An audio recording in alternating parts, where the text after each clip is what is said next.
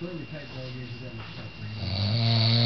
Really do some good at bats, get some guys on base. I mean, a couple guys at third base, but other than that, we battled and we got like normally it's not his game, but he hung tough against good ball players.